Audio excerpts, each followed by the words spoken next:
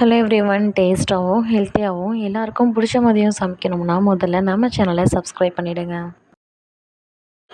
தோசை இட்லிக்கு ஏற்ற ஒரு சூப்பரான சைடிஷ் தான் இந்த முள்ளங்கி சட்னி. வாங்கி எப்படி பண்ணுறதுன்னு பார்க்கலாம். இப்போ ஒரு கடாயில் ஒரு ஸ்பூன் எண்ணெய் நல்லா காஞ்சதும் கொஞ்சமாக கட்டி பெருங்காயம் சேர்த்து பொரிஞ்சு வந்ததும் ஒரு ஸ்பூன் அளவு சோம்பு சேர்த்துக்கலாம். வரமிளகாய் கட் பண்ணி இதோட சேர்த்துக்கலாம். ஒரு கைப்பிடி அளவு சின்ன வெங்காயம் சேர்த்து நல்லா வதக்கிக்கலாம். உங்கள்கிட்ட பெரிய வெங்காயம் இருந்தாலும் அது 2 கட் பண்ணி இதோட சேர்த்துக்கோங்க. பொடி பொடியாக நறுக்கி வச்ச முள்ளங்கியை இதோட சேர்த்து நல்லா வதக்கி எடுத்துக்கலாம்.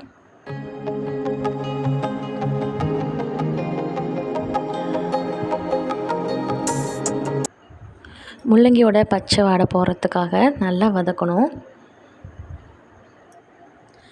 இப்போ கொஞ்சமாக கருவேப்பிலை சேர்த்துக்கலாம்.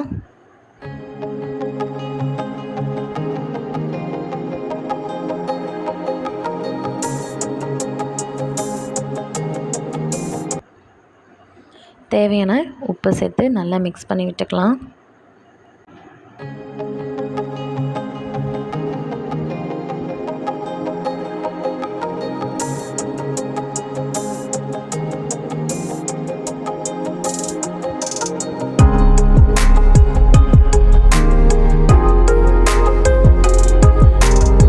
முள்ளங்கி உடம்புக்கு ரொம்பவே நல்லது. இது மாதிரி சட்னி பண்ணி கொடுத்தீங்கன்னா எல்லோரும் விரும்பி சாப்பிடுவாங்க. கண்டிப்பாக ட்ரை பண்ணுங்கள்.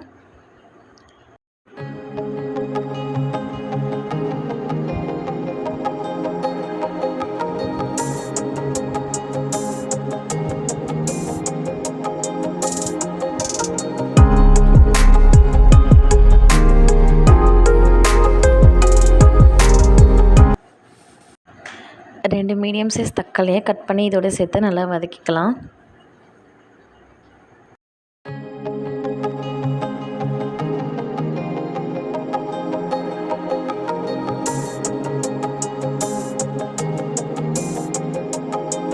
தக்காளி மசிஞ்சு வரத்துக்காக 2 நிமிஷம் மூடி வச்சு வேக விட்டுக்கலாம்.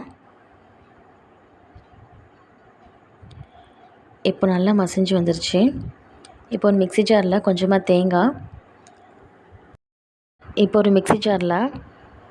தேங்காய் அது கூடவே வதக்கி வச்சதையும் சேர்த்து மிக்ஸியில் போட்டு எடுத்துக்கலாம். அவ்வளோதாங்க, ஒரு சூப்பரான ஹெல்த்தியான முள்ளங்கி சட்னி ரெடி ஆயிடுச்சு. இது மாதிரி ட்ரை பண்ணி பார்த்துட்டு கமெண்ட் பண்ணுங்கள். பிடிச்சிருந்தா லைக் பண்ணுங்கள், ஷேர் பண்ணுங்கள். மறக்காமல் நம்ம சேனலை சப்ஸ்கிரைப் பண்ணிடுங்க. தேங்க்ஸ் ஃபார் வாட்சிங்.